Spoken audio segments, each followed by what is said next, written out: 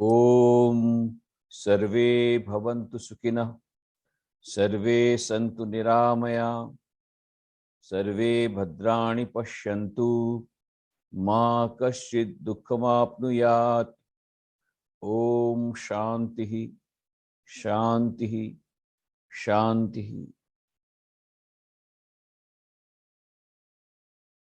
Respected Chancellor Dr. Selvam-Murthy ji, respected Vice Chancellor Dr. R.K. Pandey,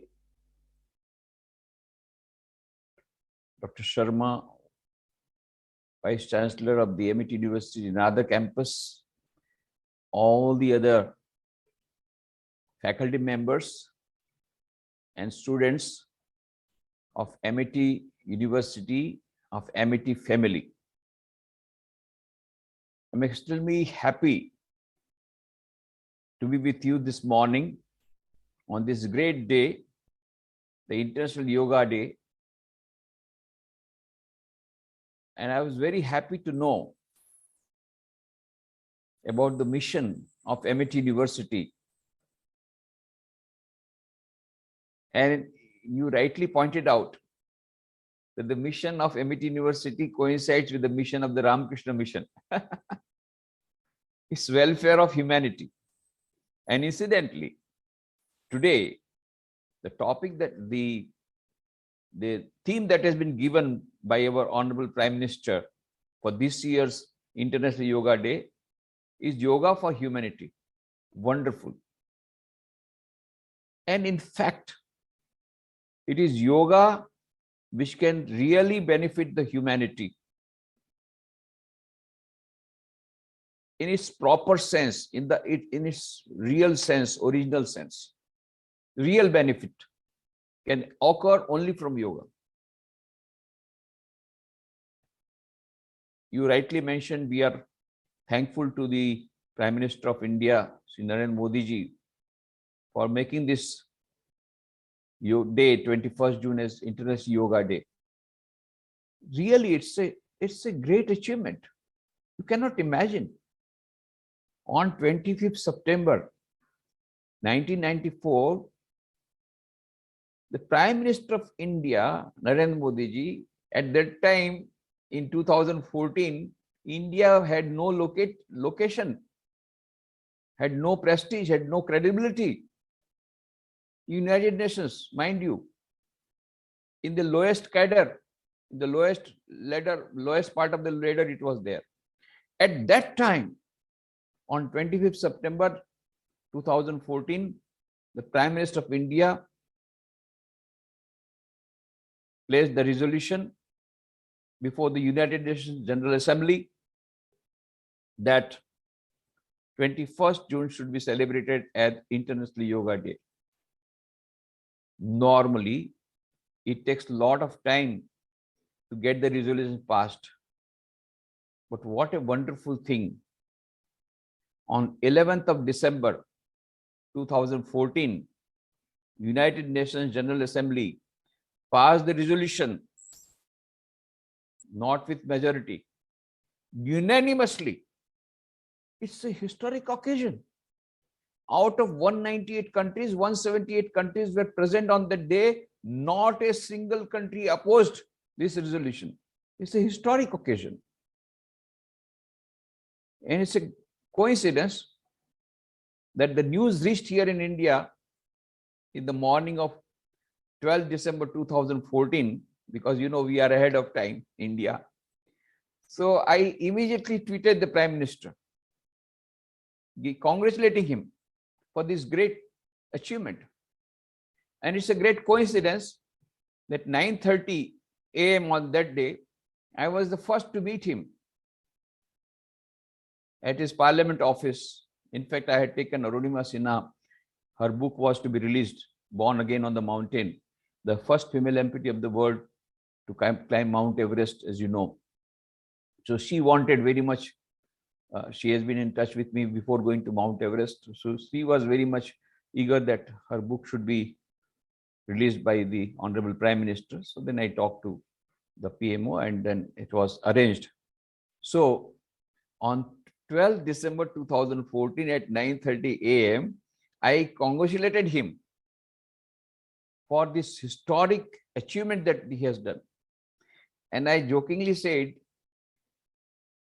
one Narendra went to America and for the first time preached yoga in the Western countries, the first cultural ambassador, Swami Vivekananda. He was also Narendra Nath. So one Narendra went in 1893 to America and he propagated yoga for the first time in the Western countries. And another Narendra made it a global event. So he laughed with this remark. But it is really a great pride for India. And this is all happening as per the vision of Swami Vivekananda.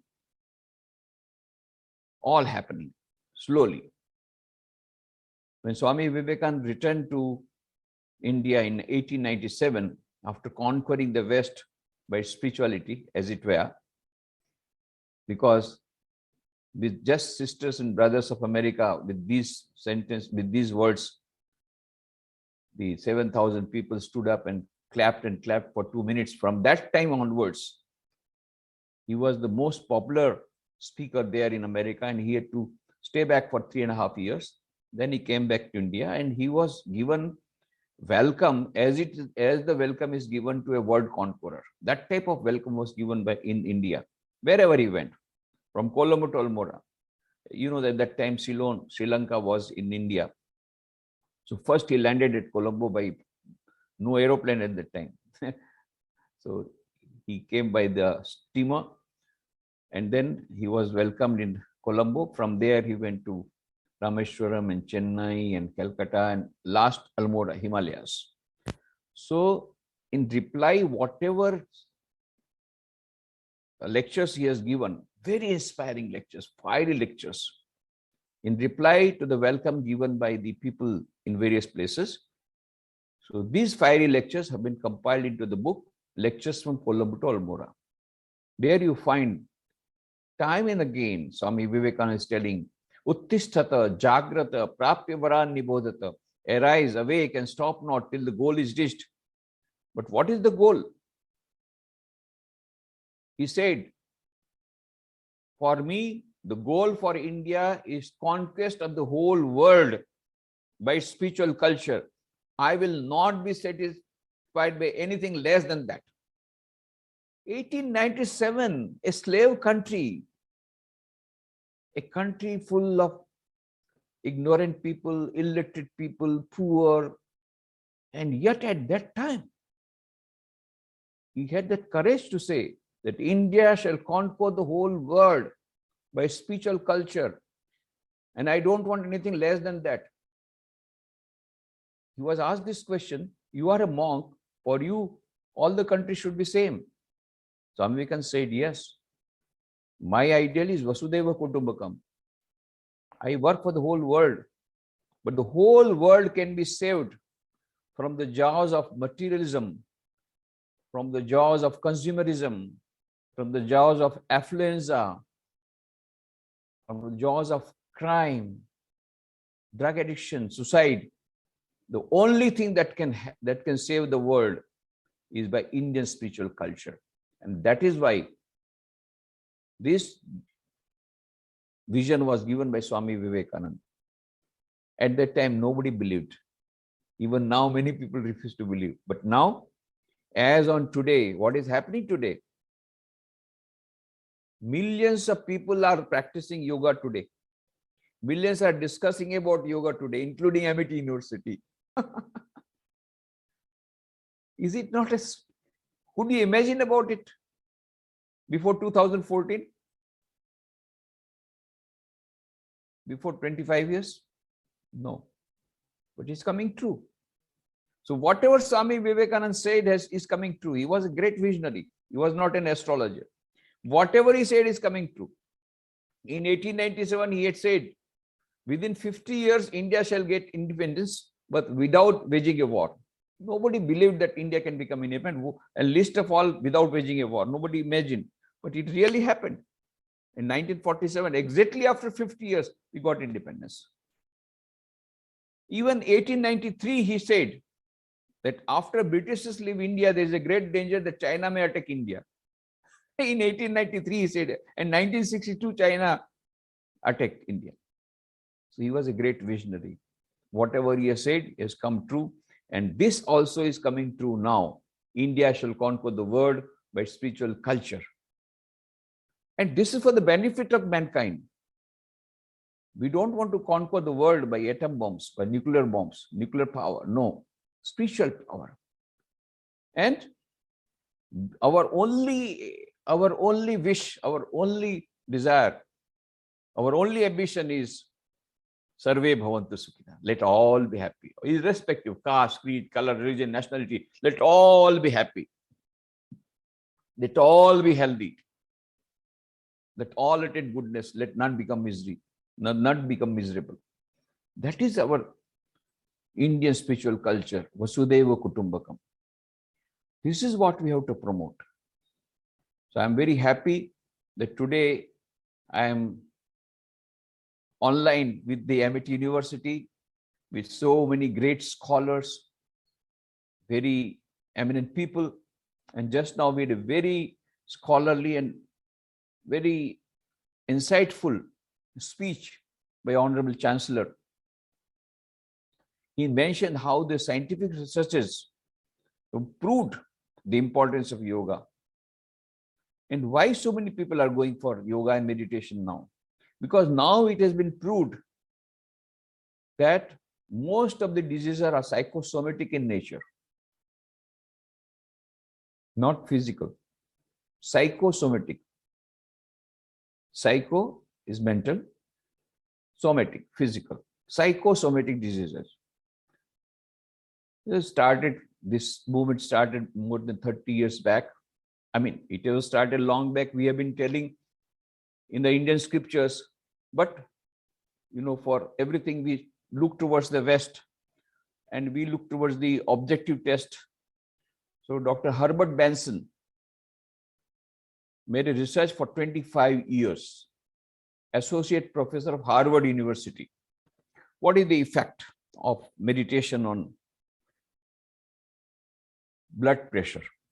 And then he found that after 25 years of research, he wrote a book, Dr. Herbert Benson, The Relaxation Response. He proved scientifically that by regular meditation, the BP comes down. And then so many books came out gradually. Dr. Deepak Chopra's book, The Perfect Health, The Endless Body and the Timeless Mind, and Dr. D. Nornish, Reversing the Heart Disease. These so many books came out, and they proved that by regular practice of meditation, we can bypass the bypass surgery. We can become physically better. So the importance of meditation and yoga has been proved scientifically, very rightly said, has been proved scientifically. But I would like to take the whole thing in a little different context, in the manner in which Swami Vivekananda advocated it. Swami Vivekananda was the first cultural ambassador who went to the West.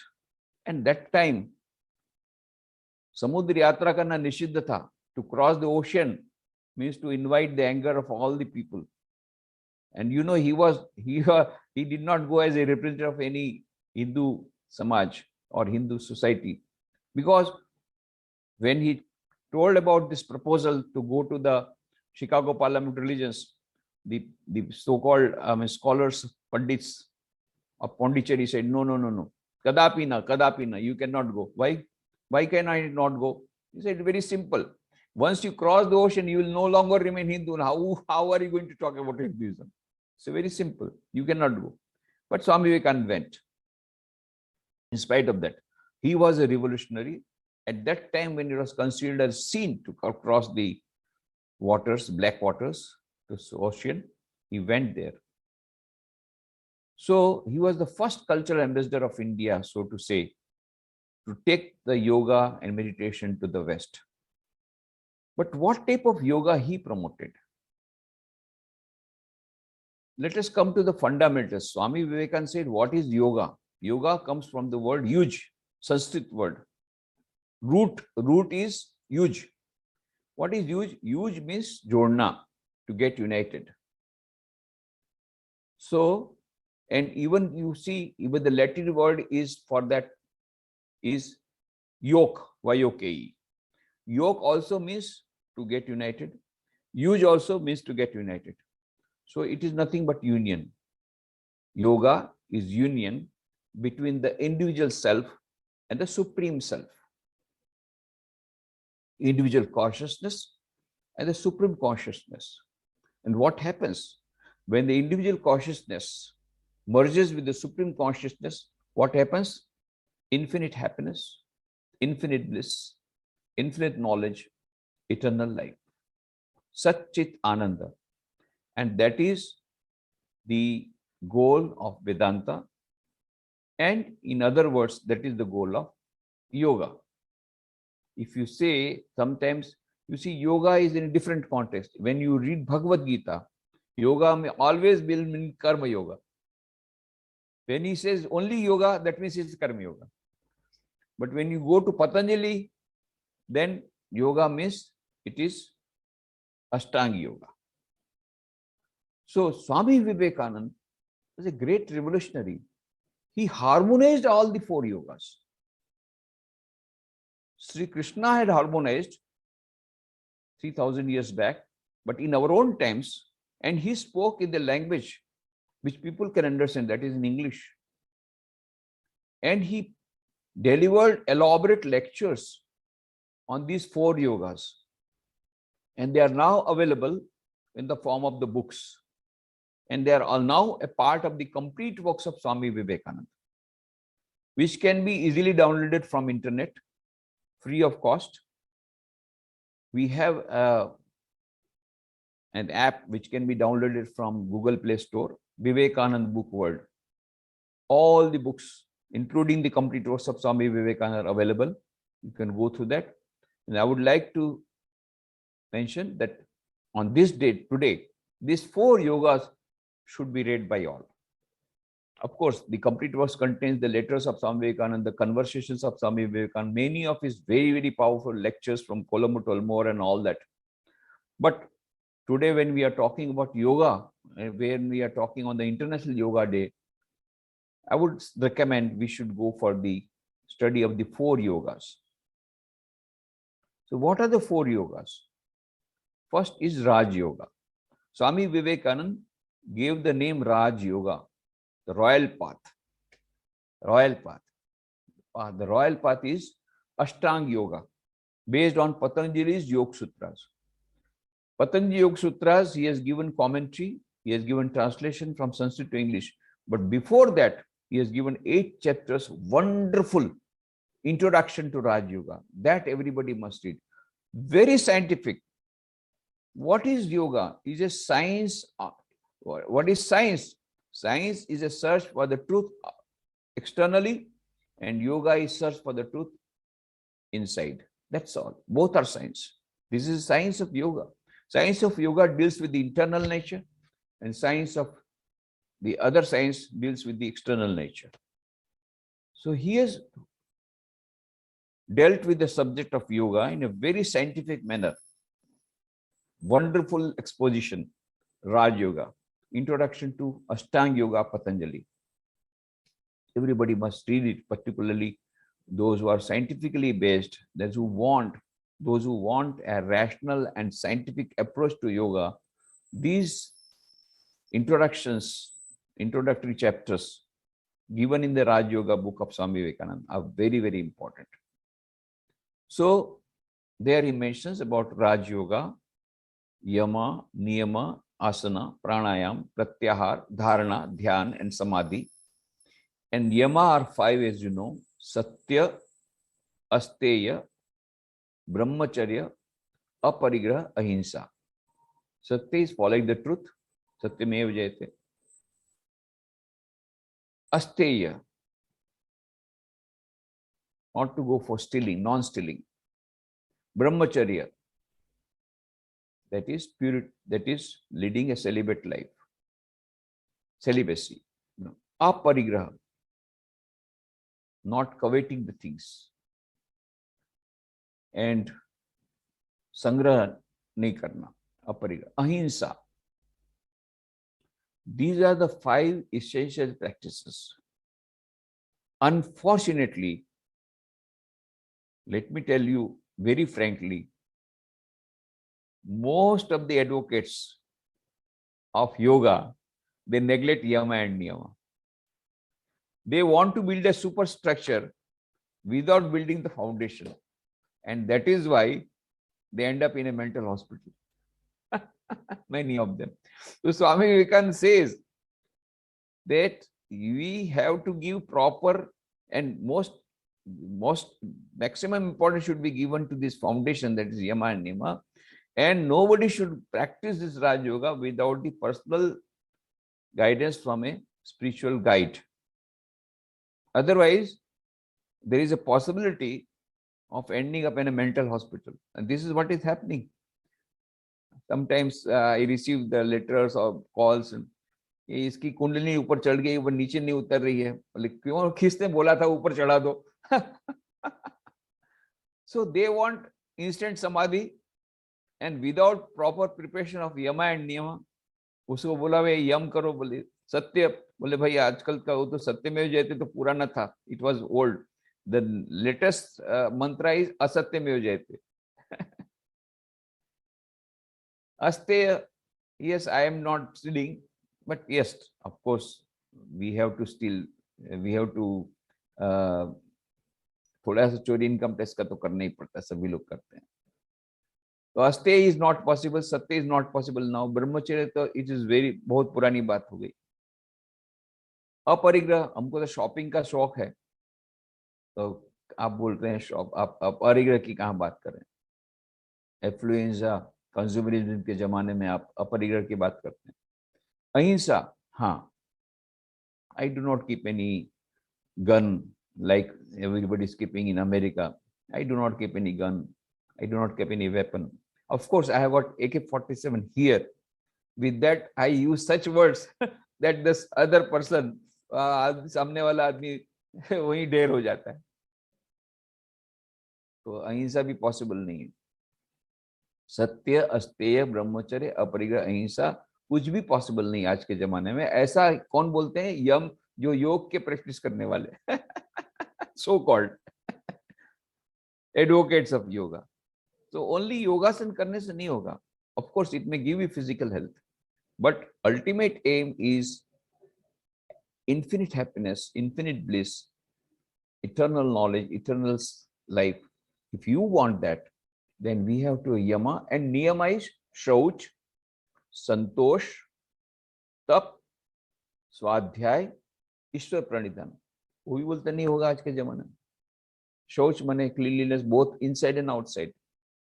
संतोष, संतोषी नर सदा सुखी, ये पुराना हो गया. अभी तो बोलते हैं, अभी आजकल के मोटिवेशनल स्पीकर क्या बोलते हैं? Yes, you should want more more more, have a vision, this that, dream dream, high high, overnight you must become millionaire, have a dream, autosuggestion दो, I have become millionaire, I have become millionaire. तो संतोषी नर सदा सुखी चला गया. मोर more मोर. तो शौच, संतोष, तप, ओल्ड कॉन्सेप्ट, तप का नहीं चलेगा. स्वाध्याय, टाइम नहीं है. ईश्वर प्रणिधान, we do not believe in God, how can we dedicate ourselves to God or surrender ourselves to God? So you know, yam and niyama are backdated, outdated, and we want to practice yoga and we want to preach yoga minus the foundation, and that is why it is not clicking. We have to remember the importance of the foundation, that is yama and niyama. Then comes asana, then comes pratyahar, and then 3 most important are dharana, dhyan, and samadhi. Pratyahar means we are trying to focus our mind and the mind gets to some other place. Again, we bring it back to our point of concentration. Pratyaya ke paas. That is Pratyahar. And what is Dharana? Dharana means if you can focus your mind for 12 seconds continuously without absolutely any break, then it is Dharana. And 12 seconds into 12 seconds, 144 seconds, if you can do that, 144 seconds continuously, then it is Dhyan. Most of the time when we say मैं ध्यान कर रहा था, meditation कर रहा था, it is only pratyahar. धारणा भी नहीं है. धारणा means 12 seconds continuously one एक प्रत्यय पर हमारा मन रहेगा. One. Then ध्यान is 12 seconds into 12 seconds, 144 seconds. And what is samadhi? Samadhi is 12 into 12 into 12. Almost for about half an hour. If you are completely engrossed in only one particular pratyay continuously, that is samadhi. Then asampragyat samadhi, sampragyat samadhi, savikal samadhi, nirvikal samadhi, there are so many types of it. So it is not a small thing. You are not able to concentrate even for 12 seconds, you are not having dharana, and you want to have instant samadhi with $500. And there are people who want to give and who want to take. All fools. So you must understand, we have to pay the price for it. And Patanjali says, Satu Didhikal, Nairantarya, Satkara, Sevito Dridabhumi. Nirantar, we have to continuously practice. Didhikal, for long duration, we will have to practice. Who says? Patanjali says. A modern guru says, no, only $500 within one night I will give you instant samadhi. Patanjali was a fool who said, Satu Dirghakal, Nairantir, Satkara, Sevito Drudbhumi. Lord Buddha says to control the mind is more difficult than conquering an army of millions of people single-handed. Bhagwan Mahavir also says the same thing. Very difficult to control the mind. What is Swami Vivekananda says? Swami Vivekananda says very difficult to control the mind because its nature is like that of a monkey. And he gives a beautiful example. Why we are not able to meditate? Why we are not able to concentrate? Because of very nature of our mind is like a monkey. Then he gives the example. There was a monkey, very restless by nature. Monkeys are always restless. So he was jumping here and there. Then what happened? Somebody made that monkey drink a lot of liquor. So he started jumping more. Then a scorpion bite him. So he started jumping more. And then a ghost entered into him. Now you see the jumping. This is what is all the story of all of us. Here is the mind, always restless. Then day and night we are drinking the liquor. I want to have this job. I want to have this house. I want to have this car. I want to have this mobile. More desire. So with this desire, we are getting more and more drunk and more restless. Then scorpion of jealousy stings. Oh, somebody has gone ahead. I must pull his legs. So jealousy makes it more restless. And then the ghost of ego.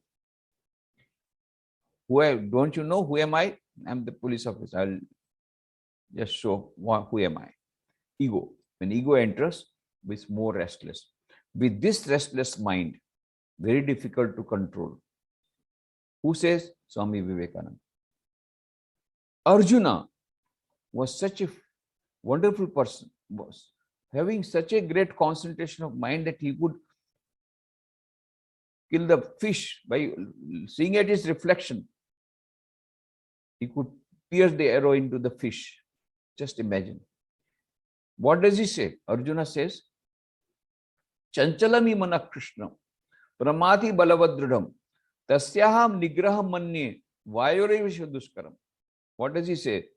Lord, you have told me about meditation, everything is okay, but When we say, but my mind is so restless that I find it more difficult to control the mind than controlling the air in the fist. Just imagine, controlling the wind in the fist is very difficult. How can you control the wind in the fist? More difficult is the controlling the mind. Who says? Arjuna. And then what Sri Krishna says in the 6th chapter of Bhagavad Gita? He does not say, what? You're talking like a coward? Because you say in the 2nd chapter when Arjuna says, I will not fight. No. I cannot fight with these family members. And he sits down. And then Sri Krishna, in the 2nd chapter, you find he admonishes him. Utatsva kashmalamidam vishme sampastitam anaryam ajustam aswargyam akirtikaram Arjuna klaibyam masmagam partha naitvatva yupapaddate shudram hriday daurbalyam taktotishta paratama. Get up. खड़े हो जा. Get up. Give up this faint-heartedness. हृदय की तुच्छ दुर्बलता को दूर कर दे. And then he uses the word shock therapy. Kapurush mat ban. Don't be a coward. Kapurush. Very bad word he uses. And really it happens. And Arjuna gets agitated. But when Arjuna says, I find very difficult to control the mind, Sri Krishna doesn't say, what? You're talking like a fool, talking like a coward. What does he say? What Sri Krishna says? Asanshaya mahabahu. Manodur nigraham chalam. Arjuna, you're right. This mind is very, very, very difficult to control. Sri Krishna also says. But abhyasenu to kaunteya vairagnicha grihate. With these two things, it is possible.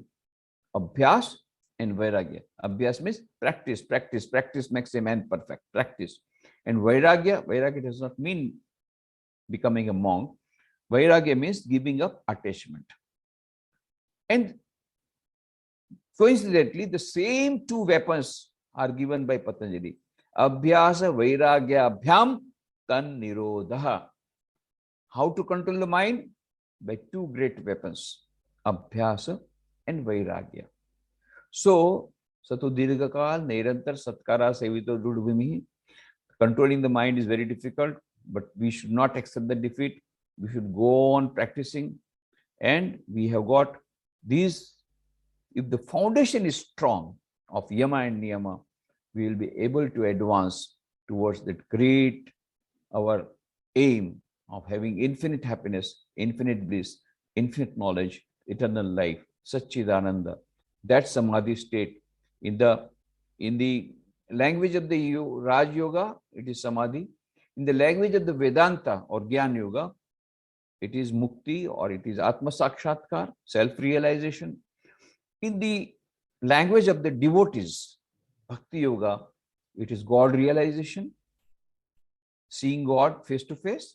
And in the language of the Karma Yogi, it is complete unselfishness, complete selflessness. So these are the 4 yogas. So Swami Vivekananda talks about these 4 yogas. Raj Yoga, this Ashtanga Yoga, Bhakti Yoga. Bhakti Yoga is realizing God by loving the God, by practice of mantra, by practice of kirtana, devotional songs, worship, going to temple, churches, mosques. These are all Bhakti Yoga. Then Gyan Yoga. Gyan Yoga is trying to know our true nature. Who am I? Am I this body? No, I say my body is not good today. So I am not the body. I have got a body. So am I the mind? No, my mind is not working today. So I am not the mind. So am I the intellect? No, my intellect is not working today. So I am not the intellect. So am I the ego? No, my ego is too strong. So who am I? Beyond this. Mano Buddha Chitta Ahankar Ninaham. Who am I? Chidananda Rupa Shivoham Shivoham. I am that birthless, deathless, ever pure, ever blissful Atman. That is Gyan Yoga. Trying to know our true nature by analytical thinking. Shravan, Manan, Nididhyasana. These are the 3 steps for Gyan Yoga.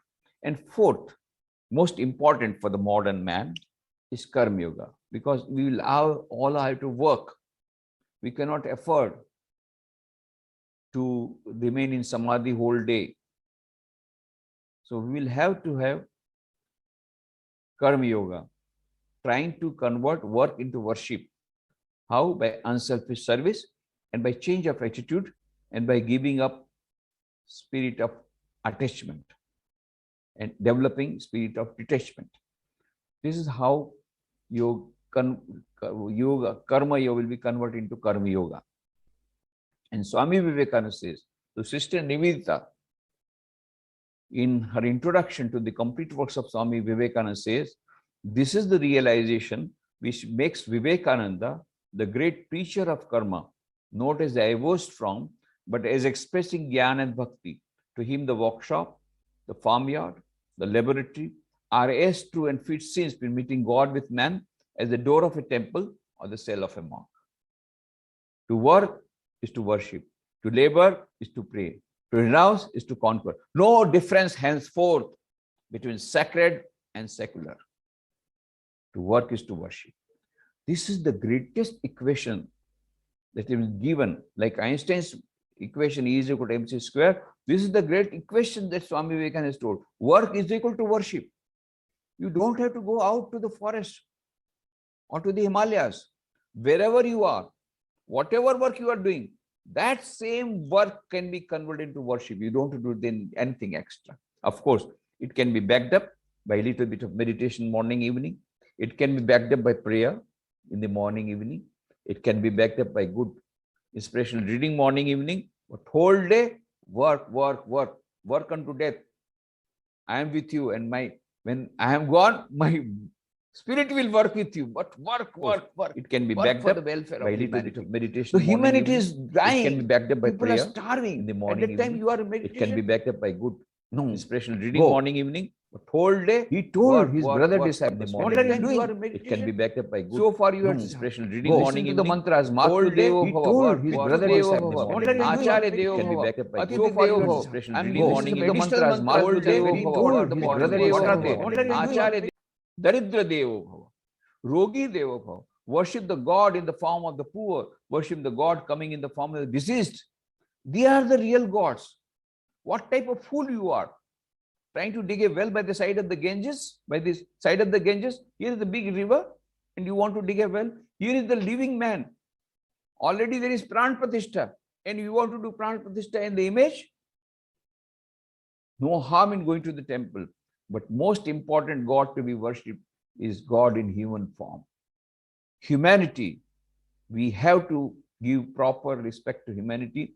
We have to give first priority to humanity. This yoga for humanity. So Swami Vivekananda started Ramakrishna Mission only with this idea of serving humanity irrespective of caste, creed, color, religion, nationality, Shiva Jnana Jiva Seva. And he gave the mandate, Atmano Mokshartam Jagaditaja. So he says in his book Raj Yoga, I will tell you the gist of the whole thing that has been given by Swami Vivekananda in Raj Yoga, the gist of Vedanta, the gist of yoga. What does he say? Each soul is potentially divine. Each soul is potentially divine. The goal of human life is to manifest this divinity within by controlling nature, external and internal. Do this either by work or worship or psychic control or philosophy, by one or more or all of these, and be free. This is the whole of religion. Doctrines, dogmas, rituals, temples, churches, mosques are but secondary details. What a wonderful definition of yoga Swamiji has given. A comprehensive definition of yoga, where all the four yogas he gives, and he says each and every yoga is independently capable of taking you to the supreme. But the best way for the modern man is to practice all the four yogas simultaneously. That is why Romarola says Swami Vivekananda rode on all the four horses simultaneously. What are the four horses? Raj Yoga, Bhakti Yoga, Jnana Yoga, Karma Yoga. And Swami Vivekananda says, if we practice all the four yogas, we will have an integrated personality. That will be the maximum utilization of all our resources.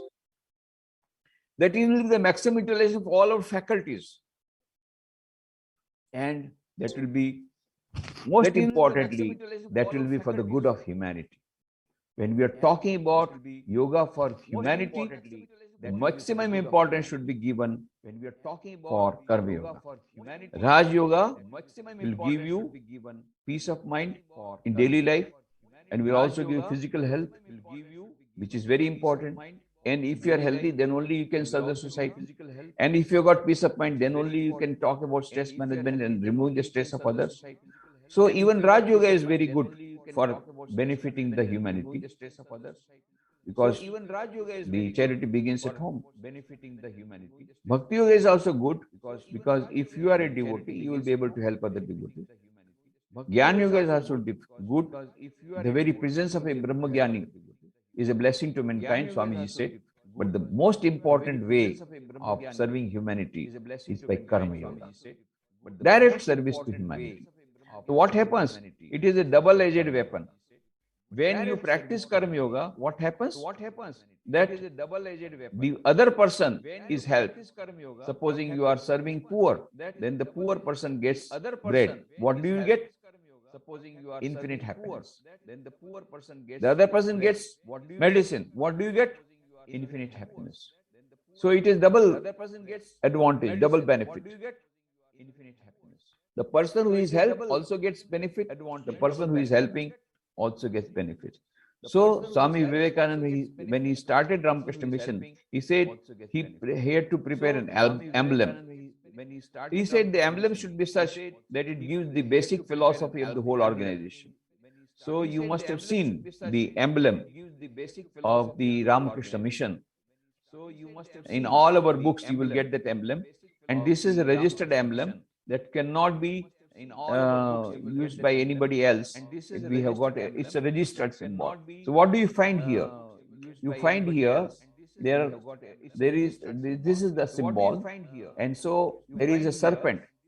Now this serpent denotes Kundalini Shakti. As you know, Kundalini Shakti, Kundalini power, it moves from the Muladhara up to Sahasrara through the Sushumna, but it moves in a serpent manner. So this serpent denotes Kundalini power. That means it is Raj Yoga.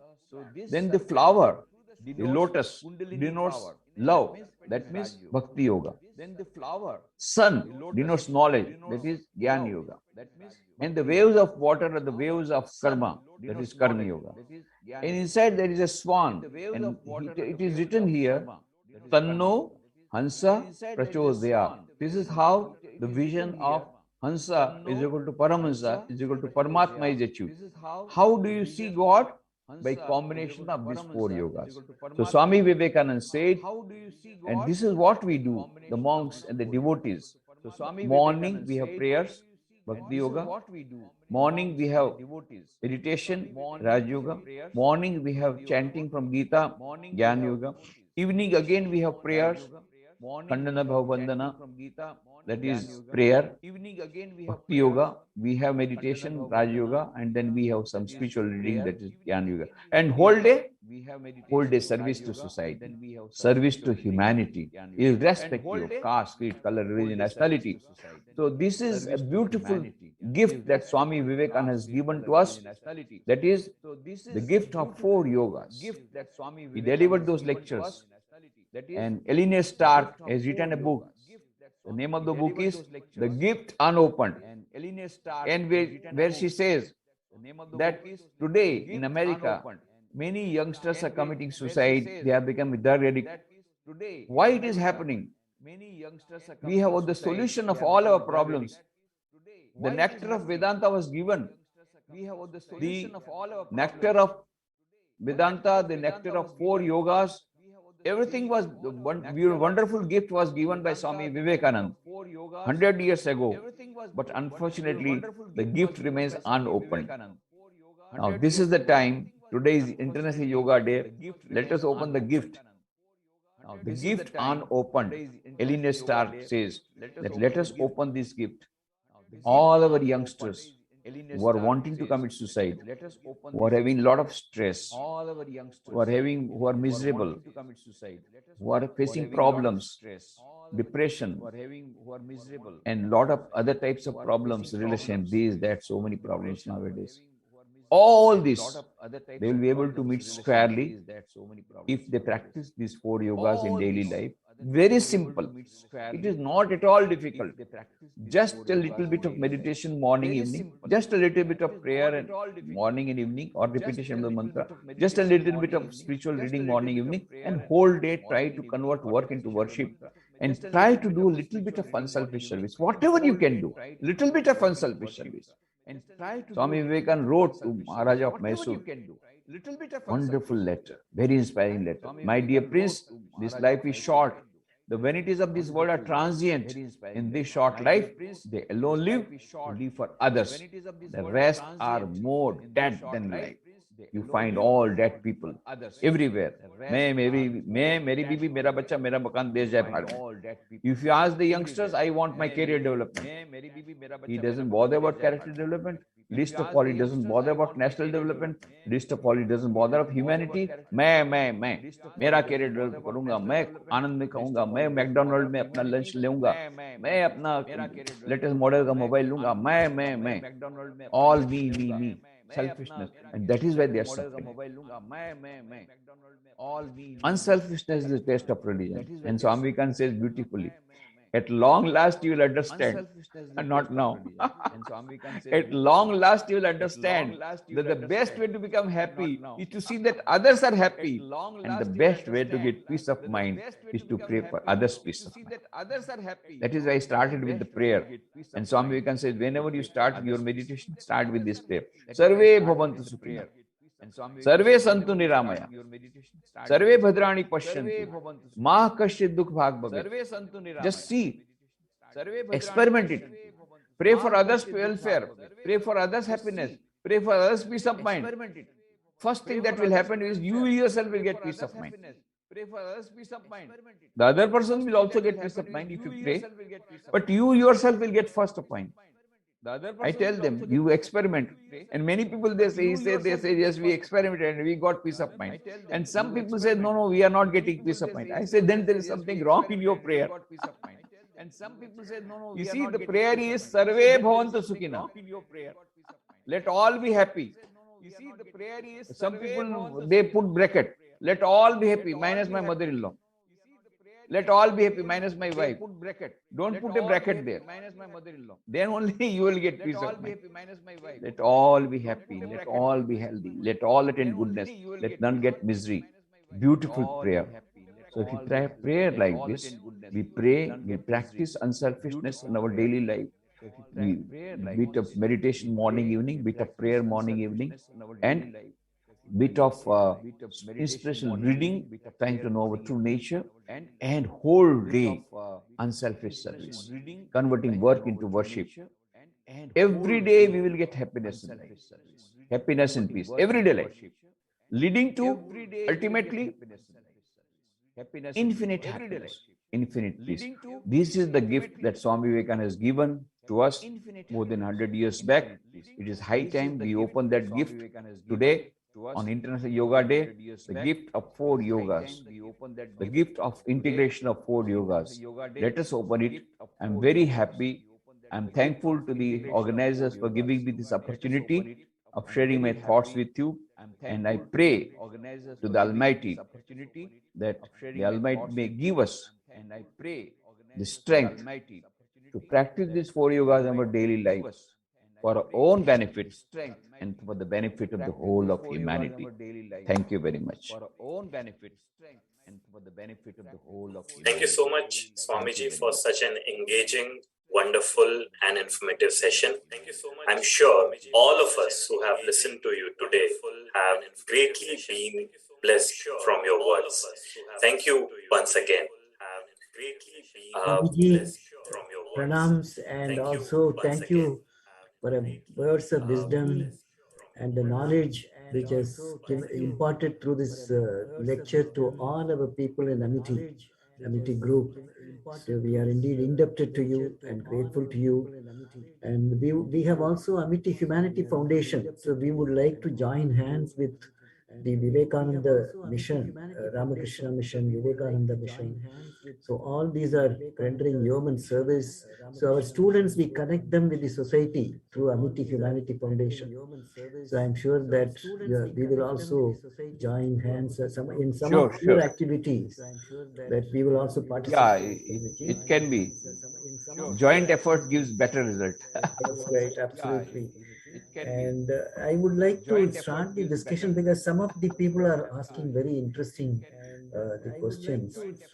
And the first thing is, in this modern era, how do we inculcate this in our education system, right from schools, colleges, universities? Because education, both at family education at home as well as education in formal, non-formal, informal way, the media, everything is education. So how do we bring a revolutionary change through yoga, yoga education through this all forms, formal, non-formal, informal education?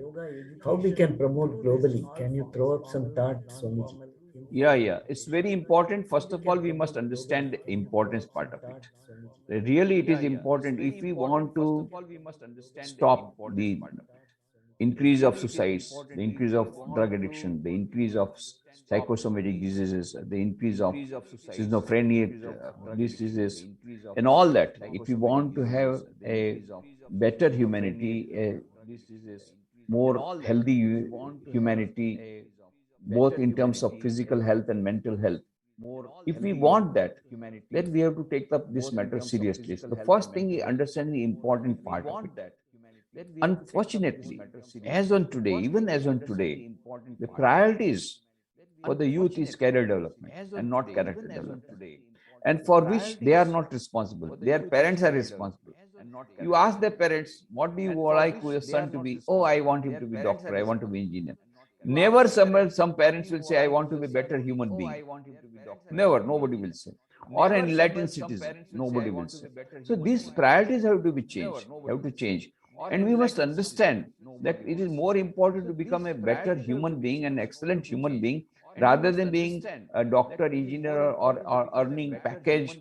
In terms of package, we should not evaluate anybody on in terms of package only.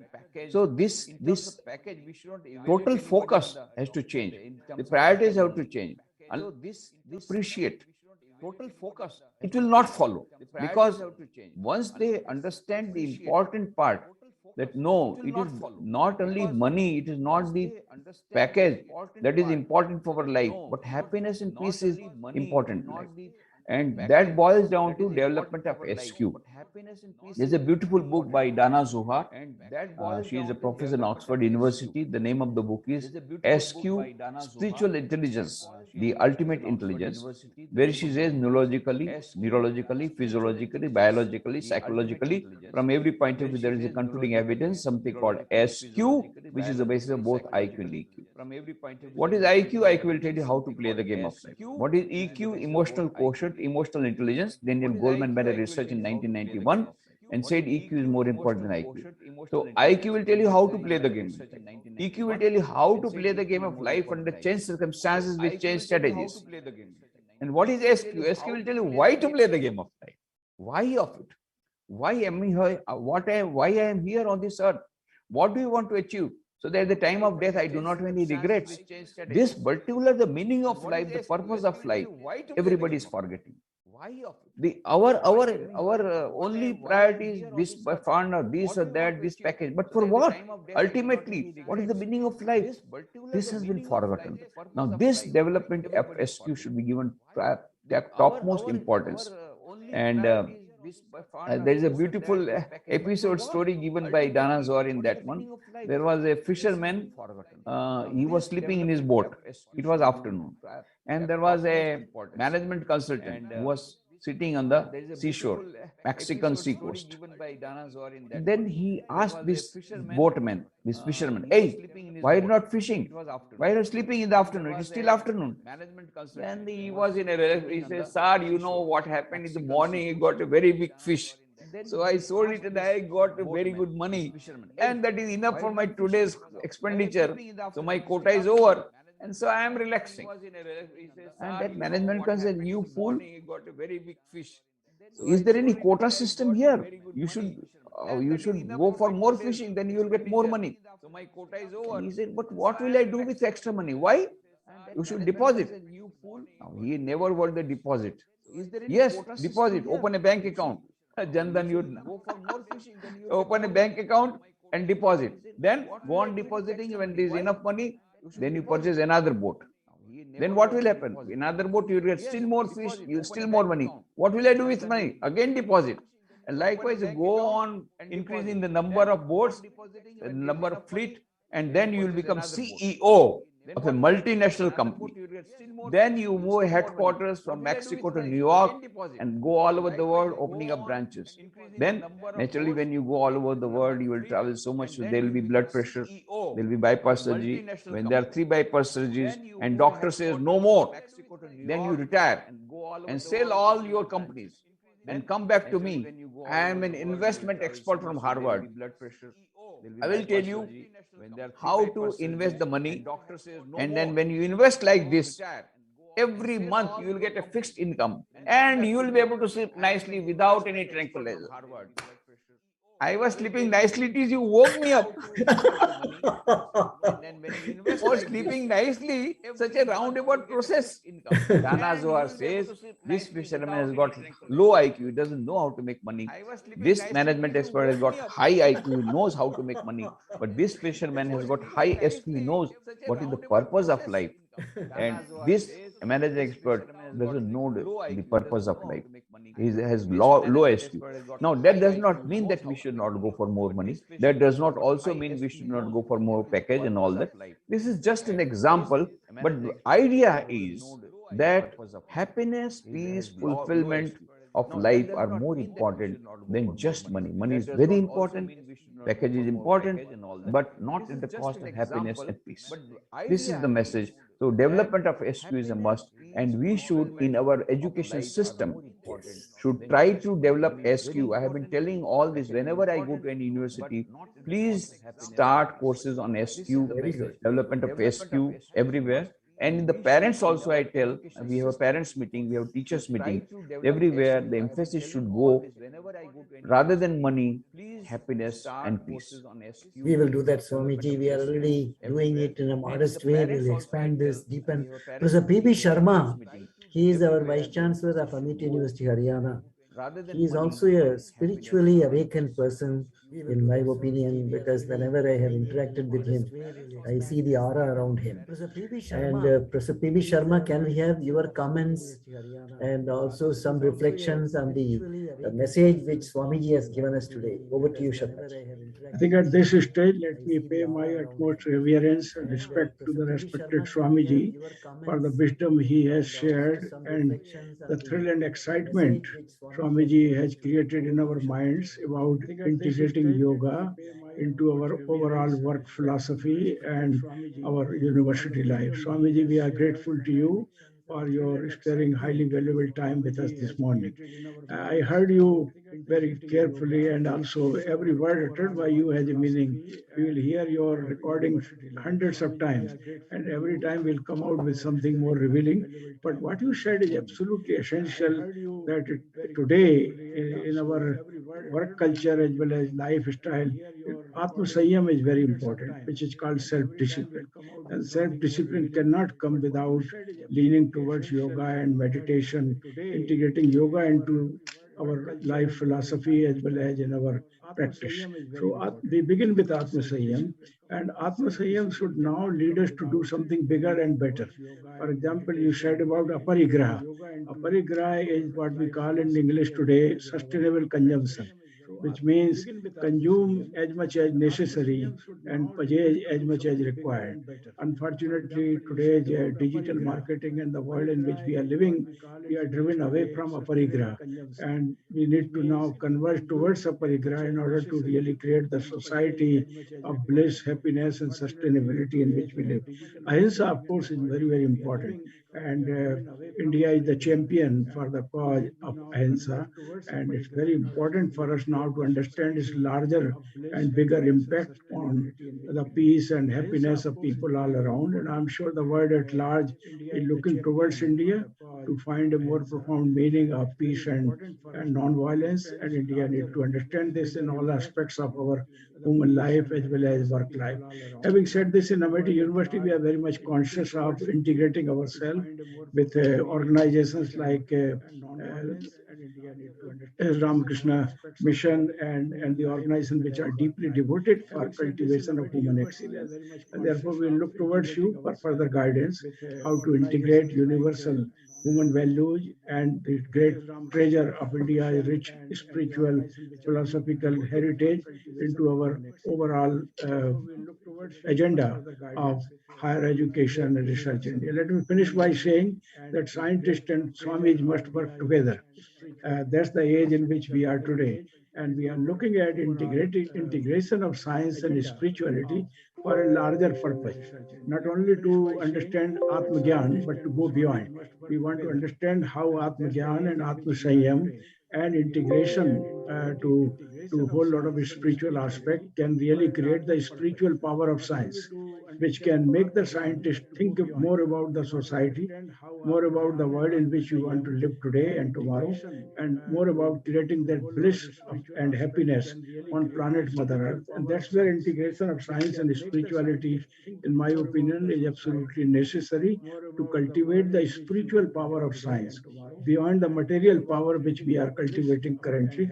So we have a larger purpose in our connect towards you, Swamiji, with utmost respect and reverence. Our founding fathers of Amity are very much conscious of these objectives, and that's why Amity to us is not just a university, it's an eternal connect with Atmita, with the larger body of science and spirituality for which India was so well known, and we'll be looking towards you for further guidance. With these words, thank you so much, Dr. Silvamurthy sir, the Honorable Chancellor, and Dr. Pandey sir, the Honorable Vice Chancellor of the University, for giving me this opportunity to connect and share some of my thoughts with you. Namaskar.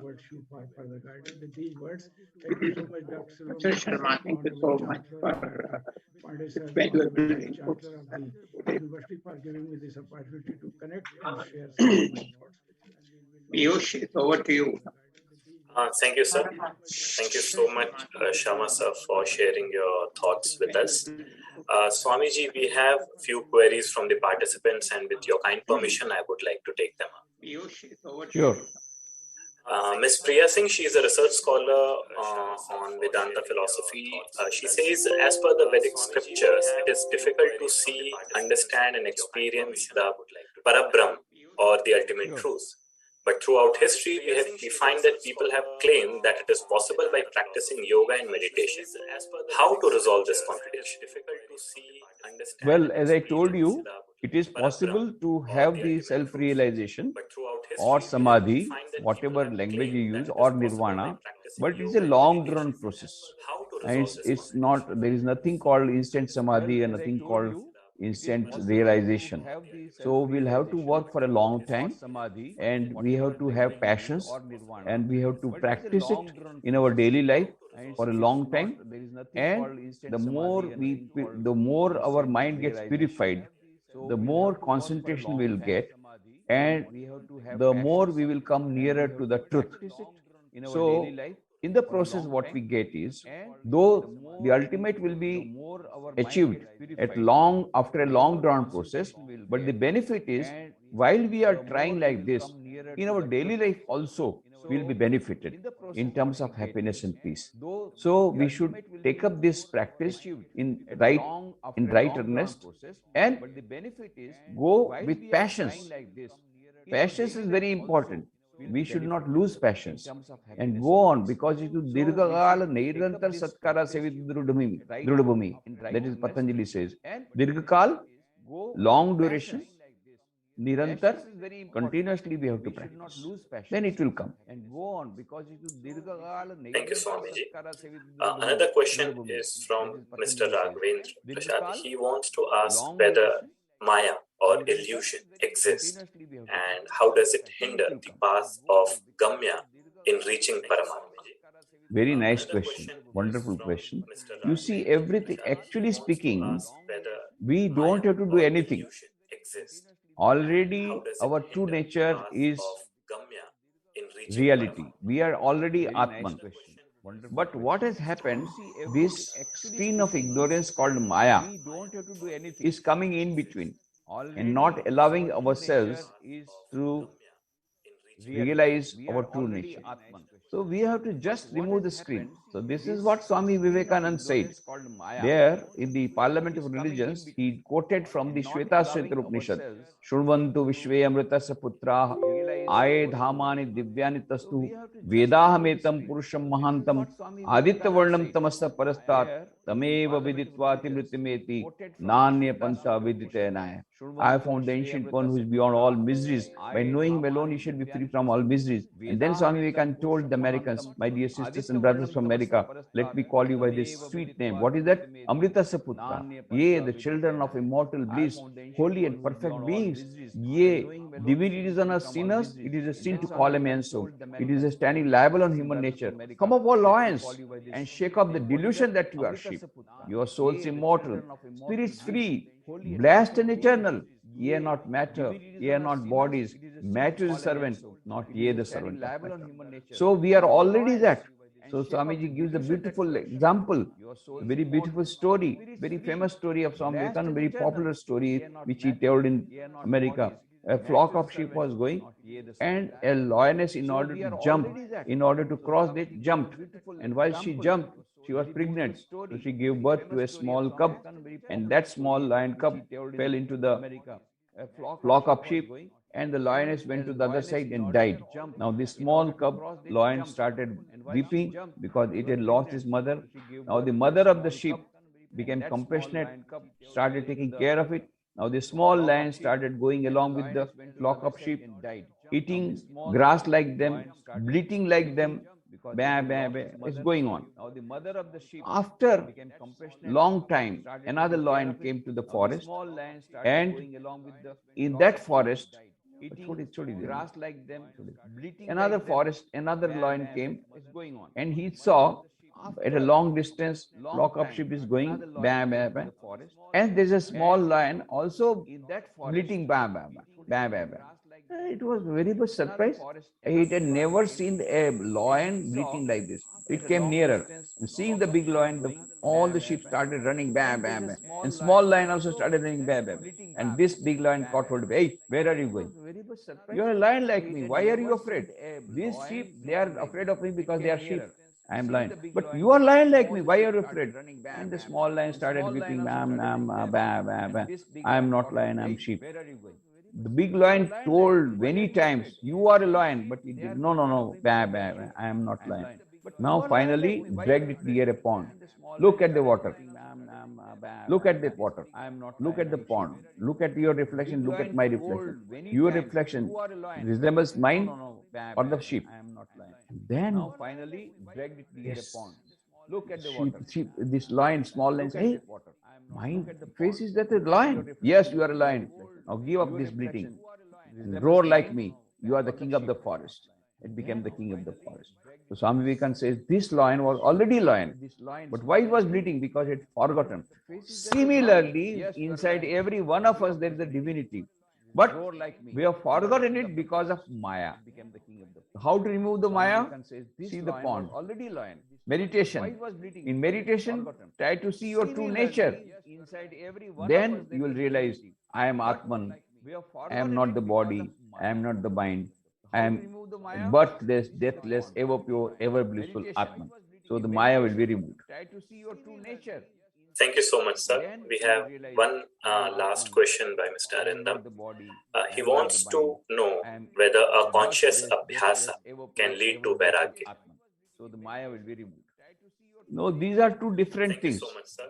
We have Constant one, abhyasa means last practice, question by practice, Mr. practice. Arindam. And He wants to vairagya know is a different whether thing. a It is conscious detachment. abhyasa Practice will can not lead lead to to detachment. vairagya. I'll give a beautiful example. No, these are two different things. Four pandas.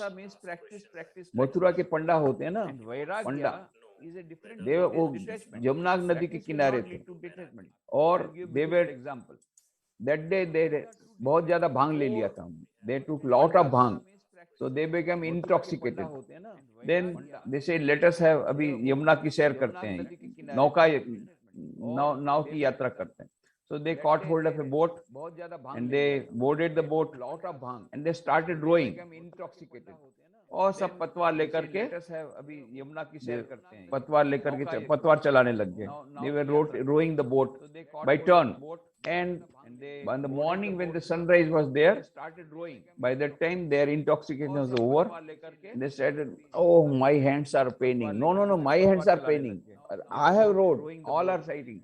Okay, we have all rowed so much, but after all, where we have reached, then they thought, let us see how long we have gone. And then they said, yes, there is a place that has come. When they came to that place, when they got down, they thought they are the same place where they were stayed. क्या हुआ क्या? अरे पतवार बहुत चलाई, लंगर उठाना भूल गए. So you may do lot of practice, but you do not take up the anchor of your asakti or your, if you are not having vairagya, no need, no amount of practice, no amount of rowing is going to take this boat. Even 1 inch it will not go, not even 1 inch it will go, because it is tied down. It has been tied because of the langar के साथ वो जुड़ा हुआ है, because it has been anchored. So remove the anchor, it will go 1 step at least. Without the anchor has to be lifted, first thing, and then you practice.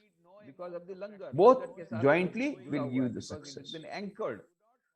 Abhyas, vairagya, both are important. Thank you, Swamiji, for taking up the questions of the participants. And before we conclude the event, may I now please request Professor Indrani Singh Rai, the coordinator of today's program, to please deliver the vote of thanks. Thank you, Swamiji, for taking up the questions of the participants. Before we conclude so, very good afternoon to one and all present here. It was an absolute pleasure to listen to our esteemed speakers, Srimad Swami Nikhileshwarananda ji on Yoga for Humanity and our Honorable Chancellor Dr. W. Selvamurthy sir. We hope all of us are enriched with the insight and the deliberation of the ignited minds.